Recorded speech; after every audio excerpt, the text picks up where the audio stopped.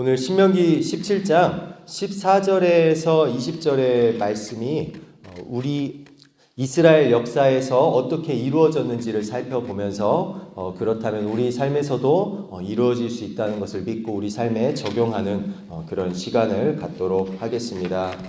신명기 개관은 담임 목사님께서 잘 해주셨기 때문에 따로 개관은 하지 않겠지만 신명기의 핵심 주제는 그거죠. 모세가 가나안 땅을 들어가기 앞서서 이렇게 오랫동안 율법을 다시 한번 상기시켜 주면서 고별 설교를 한 이유는 하나님께서 주신 이 율법을 기억하여 가나안 땅에 들어가거든 그 율법을 잊지 말고 잘 지켜서 영원한 하나님의 백성이 되기를 바라는 마음으로 고별 설교를 한 것이죠.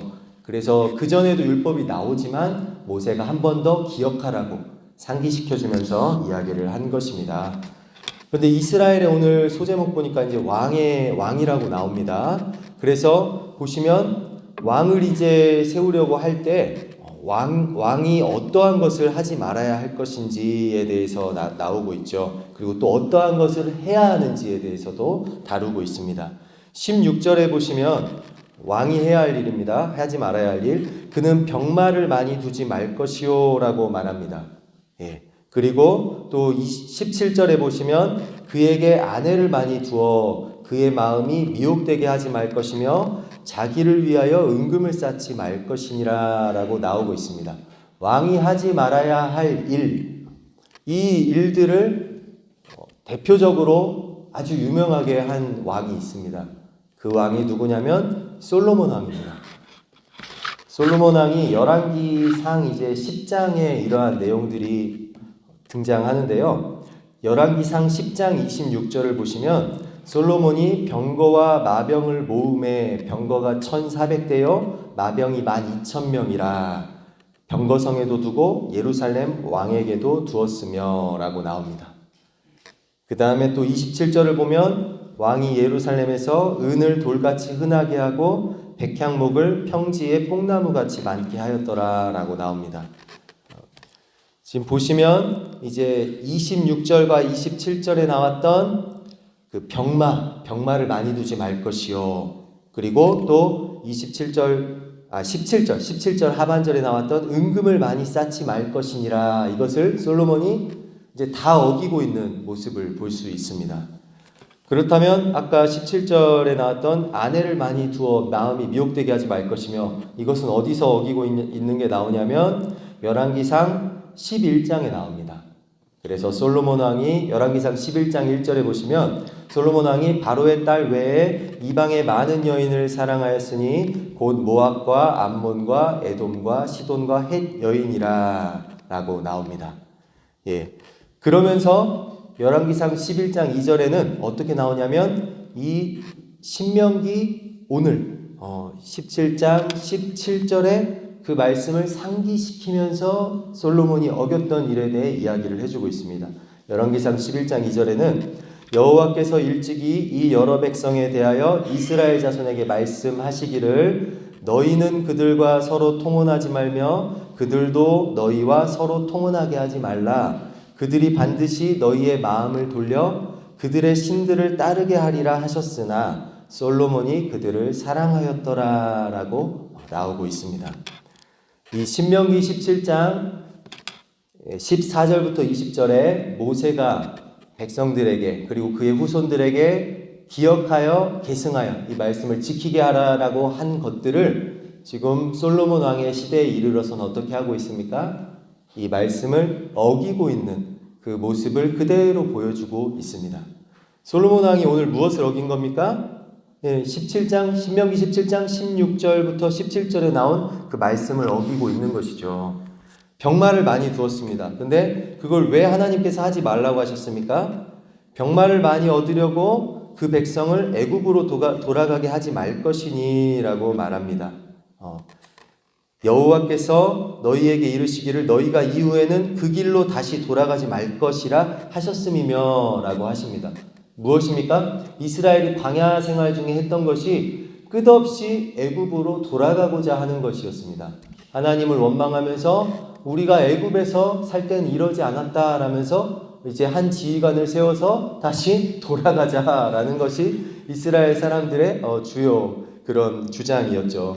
예. 그런데 무엇입니까? 지금 솔로몬이 그것들을 하고 있는 겁니다. 왕부터 먼저 애굽 여인을 사랑하고 애굽 왕 바로의 딸과 혼인하고 그들의 풍습을 따르고 그들의 우상을 따르고, 그리고 솔로몬 왕의 시대에 전쟁이 거의 없었죠. 왜냐하면 하나님께서 솔로몬 왕을 강대하게 하셨고 그 나라를 지켜주셨기 때문에 전쟁이 없었습니다. 그런데 솔로몬은 지금 누구를 철저하게 의지해야 되는데 어떠한 걸 의지하고 있습니까?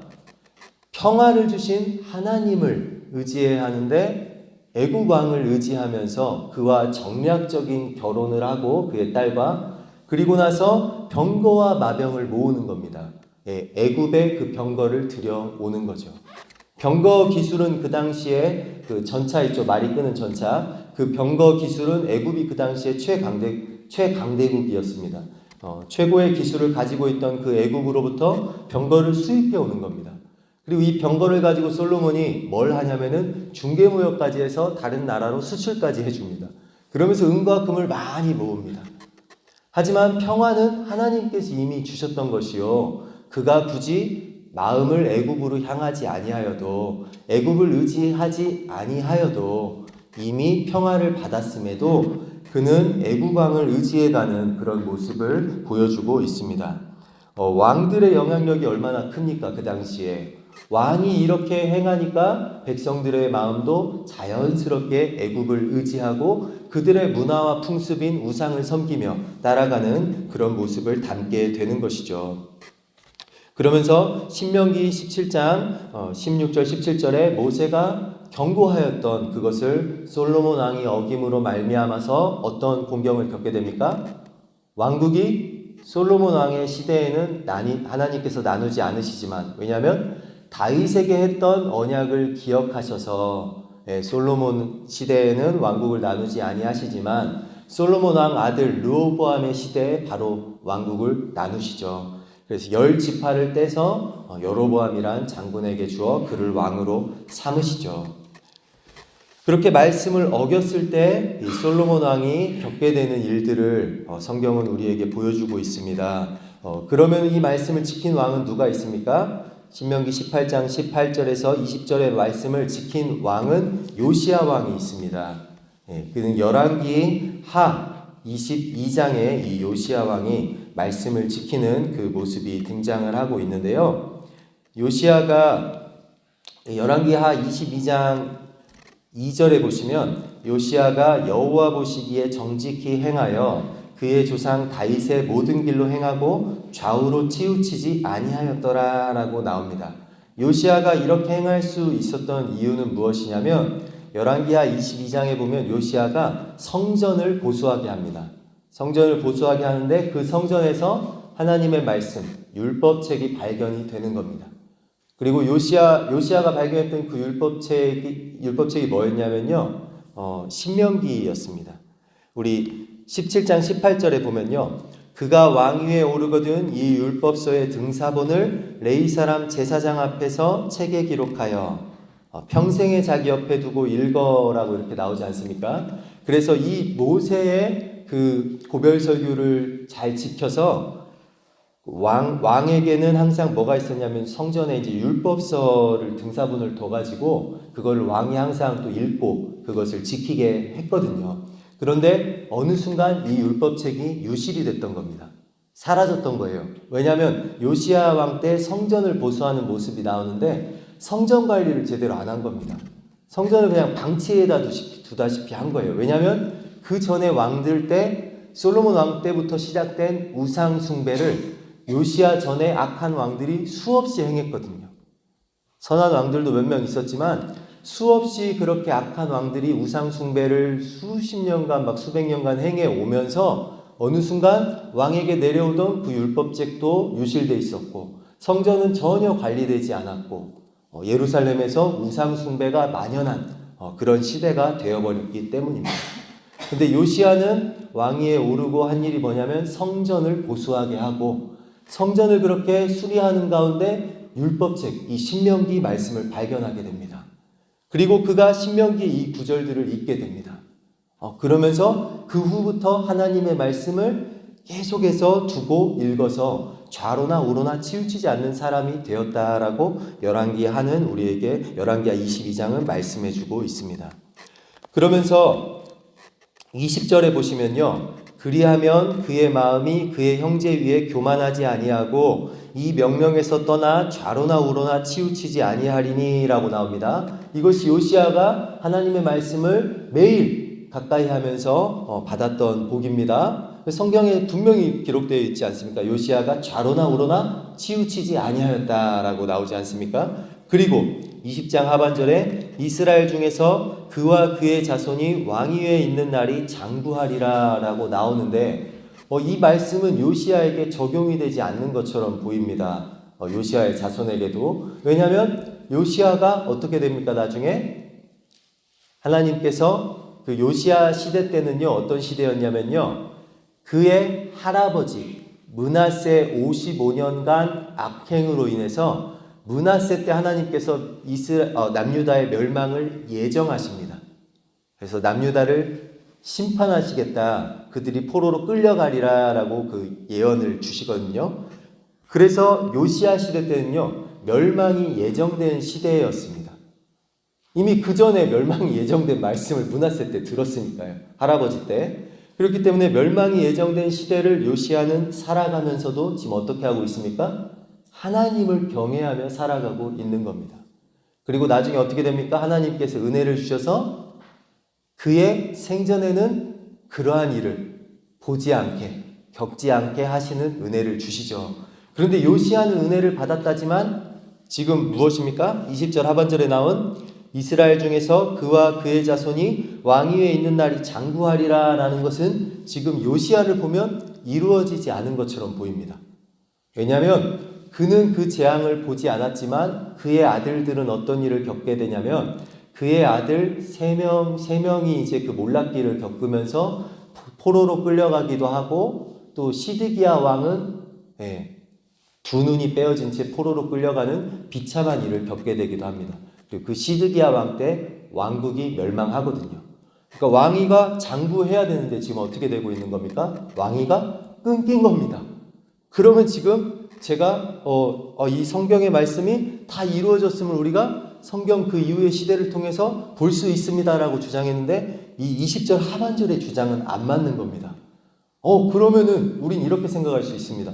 성경이 지금 다 이루어졌다고 했는데 이루어진 걸 봐야 우리도 믿음이 생기는데 안 이루어졌네? 이런 생각이 들 수 있습니다. 그리고 이거는 심각한 우리에게 문제가 됩니다. 왜냐하면 이게 안 이루어지면 내 삶에도 안 이루어질 수 있겠는데? 이렇게 될 수 있는 거죠. 왜냐면 그때도 안 이루어졌는데, 지금까지 안 이루어졌는데 나에게 이루어지겠어? 이렇게 될 수 있다라는 거죠. 그런데 과연 그렇습니까? 이것은 더 뒤로 가야 됩니다. 열왕기하 25장이 마지막이거든요. 열왕기하 우리 마지막 27절에서 30절까지 우리가 찾아서 한번 같이 읽어보면 좋겠습니다. 열왕기하 25장 27절에서 30절을 찾아서 우리가 함께 읽어보겠습니다. 열왕기하 25장 27절에서 30절입니다. 함께 읽어보겠습니다. 유다의 왕 여호야긴이 사로잡혀간 지 37년 곧 바벨론의 왕 에윌모로닥이 즉위한 원년 12월 그 달 27일에 유다의 왕 여호야긴을 옥에서 내놓아 그 머리를 들게 하고 그에게 좋게 말하고 그의 지위를 바벨론에 그와 함께 있는 모든 왕의 지위보다 높이고 그 죄수의 의복을 벗게 하고 그의 일평생에 항상 왕의 앞에서 양식을 먹게 하였고 그가 쓸 것은 날마다 왕에게서 받는 양이 있어서 종신토록 끊이지 아니하였더라. 아멘. 지금 성경은 무엇을 보여주고 있습니까? 남유다 왕국이 멸망되기 직전에 포로로 끌려갔던 요시야의 아들 여호야긴 왕이 지금 바벨론 왕 앞에서 포로의 신분이 회복되고 죄수의 의복을 벗게 되고, 그리고 28절에 보시면 그의 지위를 바벨론의 그와 함께 있는 모든 왕의 지위보다 높임을 받게 된 것, 이것을 보여주고 있습니다. 옥에 갇혀 있었습니다. 그전엔 포로로. 그렇지만 옥에서 풀려나게 했습니다. 바벨론 왕이. 그리고 그의 지위를 포로로 끌려온 다른 모든 왕들보다도 높였고 죄수의 의복을 벗게 하였습니다. 더 이상 죄수의 신분이 아닌 겁니다. 바벨론 왕이 대접하는 그 타국의 손님 왕처럼 그의 신분이 회복되는 그런 모습을 볼 수 있습니다. 누가 하신 겁니까? 하나님께서 그렇게 바벨론 왕의 마음을 움직여서 하신 겁니다. 오늘 우리에게 주셨던 하나님의 말씀, 이스라엘 백성들에게 주셨던 그 말씀이 20절 하반절의 말씀이 이루어졌습니까? 안 이루어졌습니까? 정확히 이루어지고 있는 모습을 우리는 보게 됩니다. 이게 왜 중요합니까? 그전에는 죄수의 신분이었습니다. 나라가 멸망하고. 그렇지만 지금 어떻습니까? 이것을 보면서 죄수의 신분이 아니라는 걸 볼 수 있습니다. 그의 신분이 손님 왕으로 회복된 걸 볼 수 있습니다. 그리고 그가 쓸 것은 말마다 왕에게서 받는 양이 있어 종신토록 끊어지지 아니하였다라고 이렇게 대우를 받는 모습을 보여주고 있습니다. 이를 통해서 그의 자손들이 영구히 이어지고 있는 모습을 볼 수 있습니다. 그리고 열왕기하 25장 이게 끝절이거든요. 열왕기하 마지막이 이렇게 끝난다라는 건 굉장한 의미가 있죠. 열왕기하에서 북이스라엘과 남유다가 다 멸망하고 끝나는데 지금 마지막에 그 남유다의 왕이었던 여호야긴 왕의 신분이 죄수에서 손님 대접받는 왕으로 회복된 것, 그것을 마지막으로 보여주면서 지금 이것을 읽는 이스라엘 사람들은 무엇을 느꼈을까요? 더 이상 죄수가 아니구나. 그리고 마지막에 끝날 때 우리의 왕이었던 여호야긴 왕의 신분이 이렇게 회복되었구나. 그렇다면 하나님의 심판에서 이제 하나님의 회복으로 들어감으로 우리는 소망을 가질 수 있겠구나 라는 걸 볼 수 있죠. 다 멸망하고 다 끝났는데 징계를 받아서 다 멸망했는데도 불구하고 하나님의 은혜와 자비가 여호야긴 왕을 통해서 나타나고 있구나. 이것을 볼 수 있는 거죠. 그리고 율법의 말씀이 다 이루어진 것을 볼 수 있는 거죠. 그럼 우리는 이것을 보면서 무엇을 느낄 수 있습니까? 우리도 하나님의 말씀이 우리 삶에도 이같이 이루어지겠구나라는 걸 느끼면서 이렇게 소망을 가질 수 있지 않겠습니까? 그럼 우리도 무엇을 하지 말아야 됩니까? 우리가 의지하는 것을 버려야 됩니다. 애굽 왕에게로 우리가 의지하는 애굽 왕 같은 존재가 있다면 그 마음을 그에게로 향하지 않게 해야 합니다. 하나님으로 마음을 향하게 해야 됩니다. 병마와 은금 같은 것을 많이 쌓아두지 않아야 됩니다. 또 우리가 무엇을 해야 됩니까? 하나님의 말씀인 성경을 평생 우리 옆에 두고 읽어 우리가 하나님 경외하기를 배우며 또 율법의 모든 말과 규례를 지켜 행해야 합니다. 그러므로 우리의 인생이 좌로나 우로나 치우치지 아니하고 곧게 하나님 앞에 설 수 있는 것입니다. 그리고 오늘 신명기의 말씀이 열왕기 상과 하에 이루어진 걸 보면서 우리 삶에도 이 말씀이 우리가 그대로 지켜 행할 때 이루어질 것임을 우리는 확인할 수 있습니다. 오늘도 하나님께서 주신 성경의 말씀이 시간을 뛰어넘어 우리에게 이루어질 것을 믿으며 우리도 이 주신 말씀대로 살아가는 그러한 하루하루 되시기를 소망합니다.